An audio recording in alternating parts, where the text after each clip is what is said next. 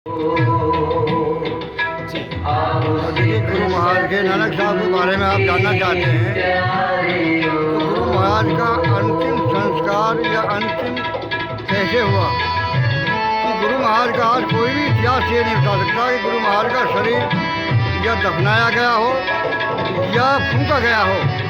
गुरु महाराज तो स्वयं ही शरीर सभी और वाहेगुरु के शरण में गए, क्योंकि एक बार गुरु महाराज मक्के गए थे और मक्के जाने के बाद वहाँ एक मस्जिद थी जो मस्जिद आज भी है, और गुरु महाराज ने मुगलों से बोला, भाई इस मस्जिद में क्या नमाज हम भी कर सकते हैं?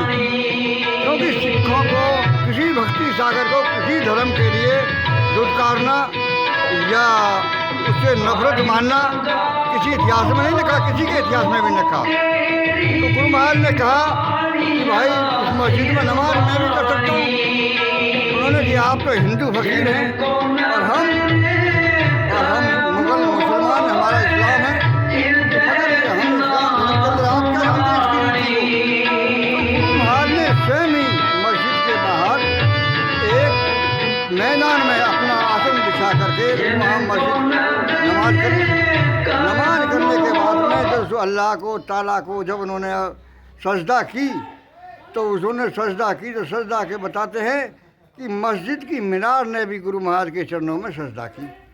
उसके बाद गुरु महाराज ने जब सजदा की, सब लोगों ने देखा कि गुरु महाराज तो अल्लाह ताला को सजे फकीर तो अल्लाह ताला को सजदा कर रहा अपने आसन पे, लेकिन मस्जिद की मीनार नीचे क्यों आ रही है?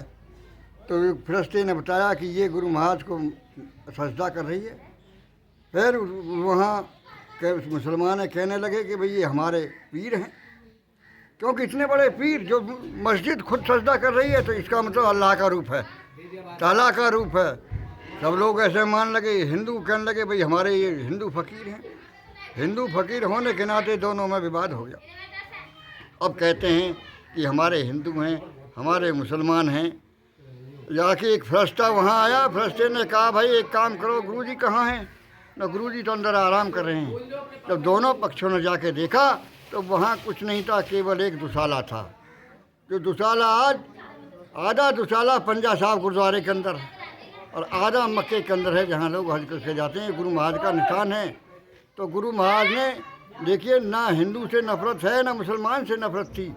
उन्हें तो कहा कि एक नूर से सब जग उपजा, को चंगे को मंदे, अक्खा खोल कर देख ले बंदे, कौन चंगे को मंदे। ना कोई अच्छा है न बड़ा है, उस परमात्मा की नज़रों में, उस अल्लाह ताला की नज़रों में या ईसा मसीह की नज़रों में। ये जितने भी गुरु हैं, जितने भी हम नामों से अनेक नामों से पुकारते हैं, उनके अंदर कभी भी कोई भेदभाव नहीं है। यदि भेदभाव था तो हर जीव को अलग अलग जातियों में, अलग अलग पांतियों में, अलग अलग निशानों पर सबकी पैदाशें होती। कोई 12 महीने में होता, कोई 1 महीने में होता, कोई 8 महीने में होता, लेकिन सब ही जातियों के में मानव जाति 9 महीने में क्यों होते हैं? इसलिए भगवान ने सबका नाक मुंह ऐसा क्यों बनाया है? इसलिए बनाया है कि परमात्मा के लिए सब एक है, कोई नहीं है और ना कोई छोटा है ना कोई बड़ा है। जो परमात्मा को मानते हैं न कोई उल्टा नाम जपो जब जाना।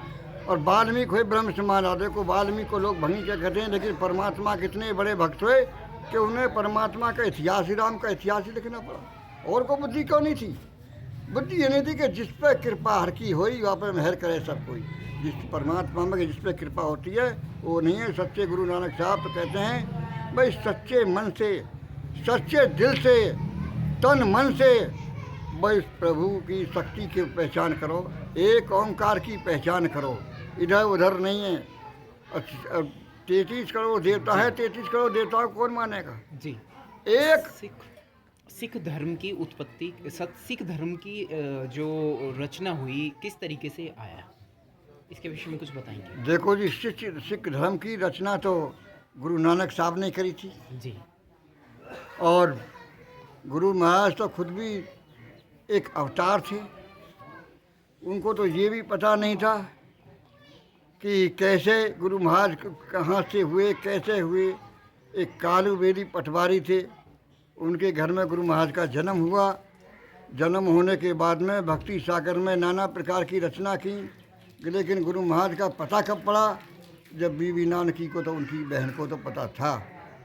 जब उन्होंने एक बार उन्होंने जिक्र करा, देखा, गुरु महाराज ने स्वयं परमात्मा का रूप देखा, तो उन्होंने कहा कि तूने मेरे को पहले नहीं बताया। पिताजी ने कहा कि मेरे से सेवा कराई।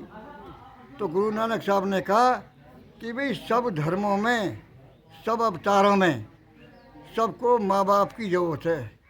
यदि मैं भी इसी शिष्य बन के, बेटा बन के नहीं रहता तो मैं सेवा कैसे करता। इसलिए गुरु महाराज ने अपनी शक्ति को प्रहार नहीं किया, और शक्ति को जब प्रहार किया तो गुरु बीबी नानकी से ही उनकी शक्ति का प्रहार किया। आगे सिख धर्म को उन्होंने चलाया। सिख धर्म 9वें गुरु तक शांति प्रिय सिख धर्म चला। लेकिन 10वें गुरु में गुरु गोबिंद सिंह ने एक सिंह परिवार को पैदा किया, और सिंह परिवार में जो आज भी खालसा रूप में मशहूर है, हर स्टेट में, हर प्रदेश में, हर ऐसा कोई देश नहीं होगा जहाँ हमारा कुछ सिख नहीं होगा। हम तो सिख धर्म का काम है सिर्फ शांति, अपना सम्मान और सभी धर्मों का सम्मान। क्योंकि गुरु ग्रंथ साहब में 11 गुरुओं की वाणी है, फरीद साहब की भी वाणी है, नसरुद्दीन शाह की भी हैं, गुरु रविदास जी भी है, तुलसीदास जी भी है, नानक साहब हैं। गुरु ग्रंथ साहिब में सबकी वाणी है। गुरु ग्रंथ साहब के अंदर 11 गुरुओं की वाणी है। ना ही कोई ऐसा धर्म बचा है कि जिस मानवता, गुरु का मतलब है कि जो योग पुरुष है आज तक पृथ्वी पर, सबकी गुरु महाराज के अंदर वाणी है। गुरु ग्रंथ साहब किसी का निरादर नहीं करता। गुरु ग्रंथ साहब सबका आदर करता है। आदर सम्मान, शांति दो और शांति लो। और गुरु महाराज ने सबसे पहले क्या लिखा है कि सबसे पहले मानव सेवा लिखी है। जी बिल्कुल, मानव सेवा करो। जी। तो जो गुरुद्वारों हमें में तो बहुत ज़्यादा जैसे लंगर भी लगता है और बहुत ज़्यादा सेवा की जाती है। सेवा भाव बहुत ज़्यादा। देखो सेवा भाव है। आप भी देखो, जिस गुरुद्वारे में हमारे यहाँ कोई अहम नहीं है। जी। जैसे कहा कि संत मिलन को चलिए तजमाया विमान, चौंचो पग आगे धर्म कोटि यज्ञ समान। जब संत के पास में, संत श्रेणी में कोई भी जीव जाता है तो चाहे वो करोड़पति है या पति है, सबसे पहले मानव सेवा है। सिखों को गुरु महाराज ने लंगर की व्यवस्था इसीलिए करी है कि सबसे पहले मानव सेवा है। जीव कितना ही भी दुआ बद्दुआ दे, लेकिन जिस आत्माओं के अंदर भोजन जाएगा, जिस आत्मा में संतुष्ट करेगा आत्माओं को, वो आत्मा हमें कभी भी बद्दुआ नहीं देती, हमें वो दुआई देती है। इसीलिए सिखों को आज फल फूल रहे हैं। कोई भी सिख इकला भी कहीं भी है, गुरु महाराज की छत्र छाया ये सेवा ही लेके भाग रही है। हमारे मानव धर्म में सबसे पहले मानव धर्म है हमारे, बाद में सब जीवों की रक्षा करो। मानव धर्म ढंग से कुछ नहीं लिखा। धन्यवाद। सम्मान देते हैं, चाहे मुस्लिम हो या हिंदू हो, ईसाई हो, सिख हो या नागा हो। आपने देखा हो गुरुद्वारे में किसी भी धर्म का, किसी भी गांव का, किसी भी जाति का, किसी भी देश के लिए किसी मानव को आज तक निरादर नहीं हुआ है। सबका सम्मान बराबर गुरुद्वारों ने दिया है। 10 गुरुओं की श्रेणी में सब सम्मान बराबर देते आए हैं, गुरु का आगे करते आए हैं। और जो गुरु ने आदेश दिया एक मानव की सेवा, लंगर की व्यवस्था, ये हमेशा ही होती चली आ रही है। और मैं तो गुरु महाराज से ये अरदास भी करता हूँ कि हे मालिक, ऐसी सबको आशीष बख्शना कि ये हमेशा सदा सदा के लिए हमारे धर्म की ये उन्नति होती रहे और सेवा जारी रहे। सभी मानव जाति की सेवा जारी रहे। और अपने हर संगतों से भी अपील है कि ज़्यादा से ज़्यादा, अगर उसमें आपके पास में 1 किलो वजन है तो 250 ग्राम निकाल दो और मानव सेवा में लगाओ। जब भी गुरु नानक साहब के आप अनुयायी हो सकते हैं। और यदि आपने किसी का धन उल्टा खाकर आप समेट गए तो गुरु महाराज के अनुयायी नहीं है, ना ही गुरु महाराज के वो जो पदाधिकारी हैं, और ना ही गुरु महाराज के प्रिय हैं। हमारा धर्म है कि अपनी कमाई में से कम 10वां हिस्सा निकाल के किसी मानव सेवा में लगाओ, गुरु की चरणों में दान करो, गुरु महाराज के जितनी भी हो सके कृपा करो। तब हमारा सिख धर्म का धर्म है। बाकी और कोई भी, हम किसी धर्म की निंदा नहीं करना चाहते, ना ही किसी धर्म को बुरा बताना चाहते। हम तो बस यही बात कहते हैं कि जो हमारे गुरु नानक साहब ने सौंपा है हमको, जो धरोहर है, उस धरोहर को जिंदाबाद रखें। हमेशा मानव धर्म की सेवा और लंगड़ जारी किसी भूखा नंगा यदि आपसे दुर्बल है तो उसकी मिल के सेवा करो। और यदि कोई, हम जी नहीं कहते कि हमारा सिख मसन का भी है, यदि हमारे पड़ोस में भी कोई हमसे दुर्बल है और हमसे बन रहा है तो उसकी सेवा करने में कोई परेशानी नहीं है। सत्संग का मतलब यही है। अब लोग बात ये सोचें कि सत्संग एक रूप है या सत्संग जो है ये है कि कोई गाने बजाने का ढंग है, नहीं, ये तो एक सरोता ज्ञान है। और होगा वही कि जैसे देखो लिखा, कोई भी आदमी सोचे जब तक भक्ति भाव में नहीं लगेगा, क्योंकि एक ओंकार कर्ता पुरुष निर्भय निर्वैर निराकार, यानी वो परमात्मा निर्भय है, निर्भय है, निराकार है, उसका कोई आकार भी नहीं है। निर्भय निर्वैर अकाल पुरुष कि ये गुरु प्रसाद। तो देखो ये जब जो कुछ मिलेगा गुरु का प्रसाद है, गुरु की कृपा हो जाएगी जब ही मिलेगा। पहले भी आप परिश्रम करो, सब संगतों से हमारी तफील पहले परिश्रम करो, गुरु की सेवा करो, और मानव सेवा में ही गुरु का धर्म है। गुरु महाराज ने भी, गोविंद साहब ने भी कहा, उन्होंने पूछा, गुरु गोविंद साहब ने एक बार पूछा कि सिख ने पूछा कि गुरु जी सिखों का पहला धर्म क्या है? उन्होंने भाई पहला धर्म ये, नहा धो के और केस कंगा करके और जो 4-5 सिखों के दर्शन करो, कृत कमाई करो। उन्होंने चतुर सुजान था गुरसिख, उन्होंने कहा कि अगर गुरुजी 5 नहीं हो तो भाई 4 के कर लो। उन्होंने कहा कि 4 भी ना हो तो भाई 2 के कर लो, अगर 2 भी ना हो तो एक। आखिर वो कहने लगा अगर गुरुजी हूँ मैं अकेला ही हूँ तो क्या करूँ?